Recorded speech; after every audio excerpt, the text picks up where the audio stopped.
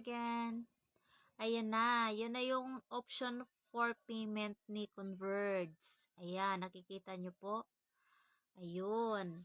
Pwede siya bayaran nyo po sa BDO, RCBC, BPI, via GCash, Union Bank, PMaya, Land Bank, EUB, USLC, 7-Eleven, ayun, ACP, or Pit and Go. Ayun, yun po yung mga option for payments. Ayun. Pwede rin siya via GCash. Ayun, search nyo lang yung Converge ICT. Follow your account number, account name, at Gmail. Ayun. Yun lang po susundan nyo. Mag-ingat po tayo sa mga account number. Make it sure kailangan meron kayong communication kay agent. At saka i-confirm nyo din po sa via Gmail nyo pong ma-receive. Ayan. Thank you!